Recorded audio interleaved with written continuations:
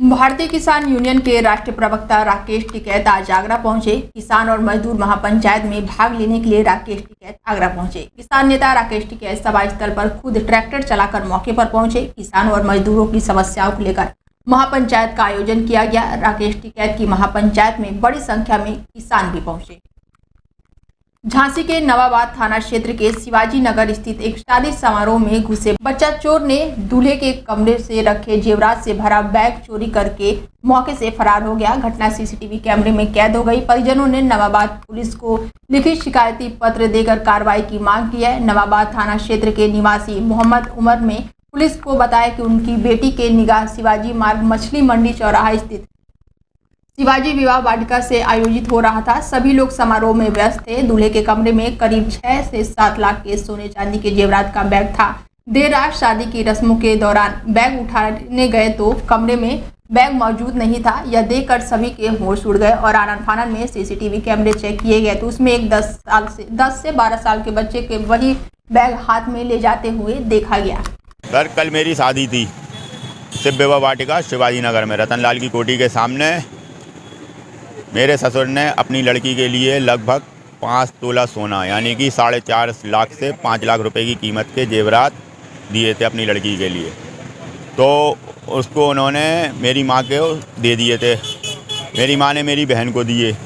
मेरी बहन उसको हाथ में लेकर के घूम रही थी गार्डन में। उसके बाद उन्होंने खाना खाने का समय आया रात के लगभग 1 बजे के टाइम पे, तो वो खाना खाने लगी। टेबल पे उन्होंने बैग रख दिया है। उसके बाद एक लड़का आता है 14 से 15 साल का, वो उधर के 2-3 राउंड मारता है और हमारी बहन के कपड़ों पे टमाटर का सॉस चटनी वगैरह डालता है, जिससे उनके कपड़े ख़राब हो जाते हैं। तो वो अपने कपड़े सही करने के लिए जैसे ही खड़ी होती हैं, वो लड़का उधर से बैग उठाता है और बाहर की तरफ भाग जाता है। झांसी पुलिस ने अपहरण कर हत्या को अंजाम देने वाले 4 हत्या आरोपियों को गिरफ्तार किया है। खबर झांसी के रक्षा थाना क्षेत्र से है, जहां पर बीते दिनों एक व्यक्ति के अपहरण के बाद से उसकी हत्या कर शव को हाईवे किनारे फेंक दिया गया था, जिस पर पुलिस ने मृतक की पत्नी की तहरीर पर मामला दर्ज करते हुए आरोपियों की तलाश शुरू कर दी। जिसके बाद से आज झांसी के एसएसपी सुधा सिंह ने घटना का बड़ा खुलासा। एक महिला के द्वारा अपने पति के अपहरण संबंधी सूचना थाने पर दी गई, जिसके संबंध में वहां पे एफआईआर अपहरण की धाराओं में मुकदमा पंजीकृत किया गया। इसके बाद विवेचना प्रारंभ हुई। इसमें थानाध्यक्ष की टीम और स्वाट और सर्विलांस की टीमें इस खुलासे के लिए लगाई गई। वादिया ने जो है वो अपने गांव के ही कुछ लोगों पर और अपने कुछ रिश्तेदारों पे अपने पति के अपहरण की पे शक जाहिर किया था, जिसके संबंध में भी विवेचना की गई। दौरान विवेचना 6 अभियुक्त प्रकाश में आए, जिसमें से 4 अभियुक्तों को गिरफ्तार किया गया है और 2 अभियुक्तों की गिरफ्तारी के प्रयास चल रहे हैं। एक महिला के द्वारा अपने पति के अपहरण संबंधी सूचना थाने पर दी गई, जिसके संबंध में वहां पे एफआईआर अपहरण की धाराओं में। राज्य महिला आयोग की अध्यक्ष बबीता चौहान आज आगरा पहुंची। आगरा के सर्किट हाउस में आयोग की अध्यक्ष बबीता चौहान ने अधिकारियों के साथ बड़ी बैठक की। बैठक करने के बाद से सर्किट हाउस में महिलाओं की जनसुनवाई हुई। मीडिया से मुखातिब होते हुए राज्य महिला आयोग की अध्यक्ष बबीता चौहान ने कहा कि महिलाओं को लेकर अधिकारियों को दिशा निर्देश दिया गया है। महिलाओं संबंधी समस्याओं का तत्काल निस्तारण होगा। जनसुनवाई में मौके पर भी मामलों का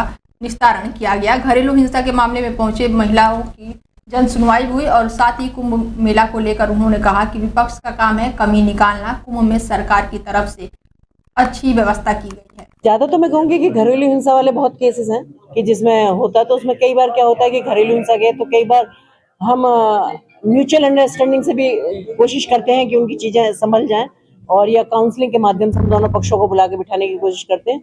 पर अगर तादाद की बात की जाए तो मुझे लगता है कि घरेलू हिंसा के केसेस सबसे ज्यादा रहते हैं। आपने कई सारी योजनाओं को लेकर बात की थी, कहने के जिस प्रकार से चाहे जिम की बात हो या और भी जो जगह है टेलर की बात हो, तो महिला वहाँ रहेंगी, उसको लेकर प्लान कहाँ तक आगे बढ़ा? जी बिल्कुल बढ़ रहा है उसके लिए प्लान और हम बहुत उसके लिए सीरियस भी हैं। ऐसा नहीं है कि नहीं है, पर यह है कि जहाँ अगर कुछ थोड़ा और टाइम हम मांग रहे हैं तो उसके लिए हम टाइम। आगरा पुलिस को बड़ी सफलता मिली है। बता दें कि पुलिस ने खोए हुए मोबाइल फोन बरामद किए हैं। पुलिस ने खोया पाया सेल के अंतर्गत 303 मोबाइल फोन बरामद किए हैं। पुलिस की सर्विलांस एसओजी टीम ने अलग अलग जगहों से ये फोन बरामद किए हैं। पुलिस ने 3 महीने में खोए हुए एंड्रॉयड मोबाइल फोन खोज निकाले हैं। खोए हुए मोबाइल फोन की अनुमानित कीमत 50 लाख रुपए लगभग बताई जा रही है। मोबाइल पाकर मोबाइल स्वामियों के चेहरे पर खुशी आ गई है। मोबाइल स्वामी पुलिस को धन्यवाद देते हैं। इसके साथ ही डीसीपी सिटी सूरज राय ने प्रेस कॉन्फ्रेंस करते हुए ये बड़ी जानकारी दी। देखिए, surveillance SOG team city zone के द्वारा विगत पिछले 3-4 माहों में जो भी लोगों के मोबाइल फ़ोन्स गुम हुए थे या चोरी हो गए थे, गुमशुदा हो गए थे, खो गए थे, उनको ट्रैक करके रिकवर करके और आज यहाँ पर 303 ऐसे मोबाइल फ़ोन्स को उनके ओरिजिनल ओनर्स को सुपुर्द किया जा रहा है। इन मोबाइल फ़ोन्स की अनुमानित कीमत लगभग 51 लाख रुपए है। सभी जो ओनर्स हैं उनको सूचना दे के यहाँ बुलाया गया है और एक एक करके सभी को उनका मोबाइल फ़ोन सुपुर्द किया जाएगा। बिजनौर में आगामी महाशिवरात्रि को लेकर तैयारियां तेज हो गई है। इसके साथ ही कांवड़ यात्रा को लेकर सकुशल गोष्ठी का भी संपन्न हुए। जिलाधिकारी और पुलिस अधीक्षक जनपद बिजनौर द्वारा आगामी महाशिवरात्रि और कांवड़ यात्रा के सकुशल संपन्न कराने के लिए गोष्ठी की गई। उत्तराखंड राज्य के सीमावर्ती जनपद एवं अन्य जनपदों के पुलिस अधिकारियों के साथ गोष्ठी कर संबंधित आवश्यक दिशा निर्देश भी दिए गए। डीएम जगजीत कौर और साथ ही एसपी ने भी इस दौरान वहां पर शामिल रहे और गोष्ठी के दौरान राज्य सरकार ने इस दौरान महाशिवरात्रि का जो पर्व है उससे संबंधित हम लोगों ने तैयारियां स्टार्ट करी हैं। आज जैसे आपने देखा यहाँ पे हमने कोऑर्डिनेशन मीटिंग भी रखी थी। इसमें ट्रैफिक के हमारे जो प्लान्स हैं वो हम लोगों ने हमारे सीमावर्ती जो जनपद हैं उनसे डिस्कस किया है। इसके अलावा जो हमारे मेन रूट्स हैं जहाँ पे कांवड़ों का मूवमेंट रहता है वहाँ पे हम लोगों ने कार्य जो है वो कराना स्टार्ट कर दिया है। सारे रूट्स हमारे SDMCOs ने विजिट कर लिए हैं। मेरे द्वारा कप्तान साहब द्वारा भी रूट्स देखे गए हैं। जहाँ हमें लग रहा है कि कार्य की आवश्यकता है, गड्ढे हैं, वो नोट करा के उसी समय विभागीय अधिकारियों से हम लोग काम जो है वो करा देंगे। इसके अलावा जो हमारी तैयारी होती है, साफ़ सफाई है, ड्यूटीज़ हम लोग जो है उसकी कार्रवाई स्टार्ट कर दी है हम लोगों ने। हमारे सभी अधिकारी फील्ड में रहेंगे और हम कोशिश करेंगे कि जो कांवड़ यात्रा है वो। खबर मुरादाबाद से है जहां पर रेलवे ट्रैक पर महिला की संदिग्ध अवस्था में शव मिला है। तो वहीं मौत की सूचना मिलने पर परिजन मौके पर पहुंचे और स्थानीय पुलिस और फॉरेंसिक टीम ने घटनास्थल की बारीकी से जांच पड़ताल की। मृतक महिला के भाई विकी ने जीजा और उनके परिवार पर हत्या कर रेलवे ट्रैक पर शव को फेंकने का आरोप लगाया है। परिजनों की तहरीर के आधार पर पुलिस मामले की जाँच पड़ताल में जुटी हुई है। ये मामला ये है कि इस लड़की की हमने शादी नवपुरा गाँव में की थी। इन लोगों का आपस में थोड़ा मनमुटाव रहता था, तो इन्होंने लड़की को कल रात में अपने घर पे ही मार के और इसे रेलवे ट्रैक पर डाल दिया ताकि हम लोग प्रशासन से बच जाएं। और अब हम लोग मांग करते हैं कि इन्हें आजीवन कारावास हो, इन्हें, इनके भाई को और इनके। बुलंदशहर जिले में पहली बार देह व्यापार मामले में सजा हुई है। साल 2015 के देह व्यापार मामले में एडीजी द्वितीय फास्ट ट्रैक और साथ ही कोर्ट ने 3 अभियुक्तों की सुनवाई कर 3-3 साल के कारावास सहित 2-2 हजार अर्थदंड की सजा सुनाई है।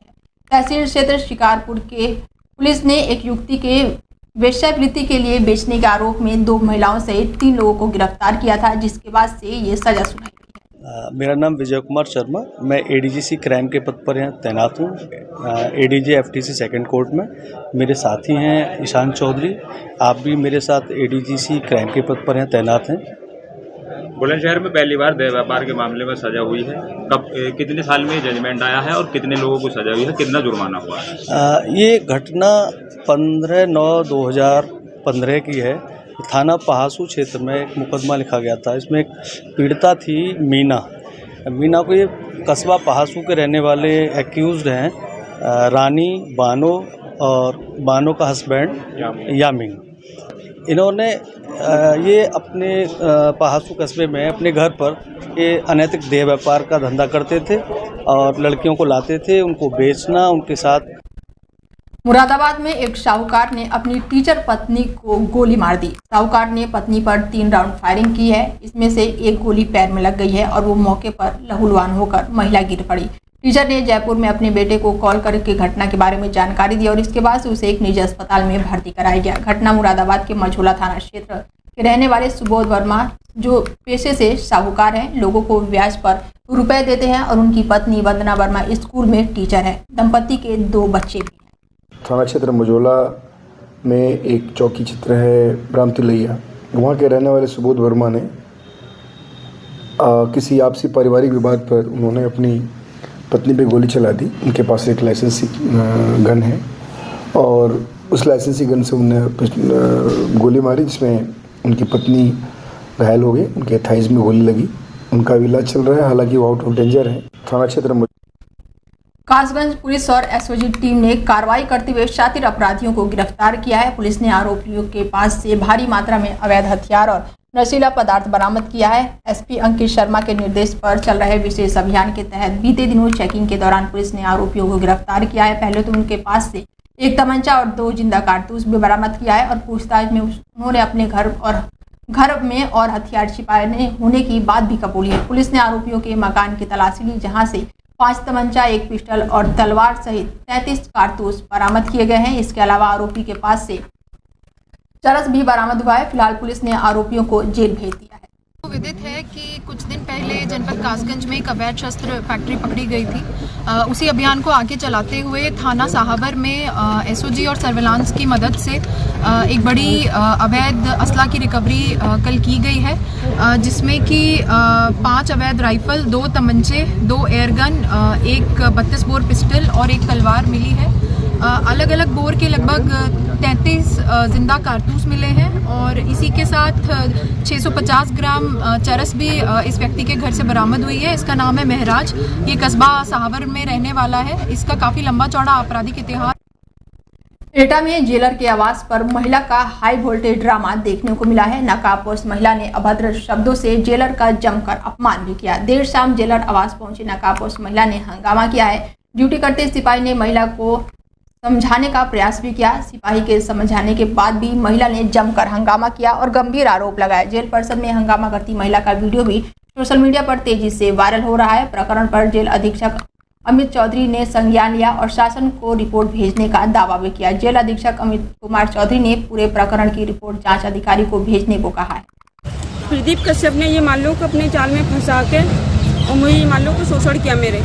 मुझे कहीं जाने का नहीं, आने का कहीं जाने नहीं देता था। मुझे ये कहता था कि मैं तुम ही हो, मेरी जो कुछ हो। मेरी वाइफ 11 साल से दूर रह रही है और मैंने बोला था मैंने तुम्हारी एज में मेरी एज में बहुत फ़र्क है कि नहीं, तो मुझे मान लो कि कहीं जाने नहीं देता। मुझे मार के मान लो कि अपनी गाड़ियों में बैठा के मुझे ड्यूटी जाती तो ड्यूटी पे भी लेके जाता था। मुझे वहाँ से मैं आ भी जाती तो फिर मुझे मार पिटाई करता था कि जो कुछ हो तुम हो मेरी, मेरे कहीं नहीं जाने दूंगा, नहीं आने दूंगा तुम्हारे। देखिए, एक महिला का जेलर आवास पे आने की बात जो है मेरे समझ आई, तो उसमें हमारे द्वारा महिला डिप्टी जेलर को जो है इसका संज्ञान लेने के लिए भेजा गया। प्रथम दृष्टया इसमें जो है पर्सनल मैटर प्रतीत होता है ये, और फिर भी अगर किसी महिला को कोई दिक्कत है तो वो अपने न्यायिक अधिकारों का प्रयोग करने के लिए स्वतंत्र हैं, और कोई विभागीय तथ्य उनके साथ है ऐसा तो वो हमें उसका दे सकती हैं।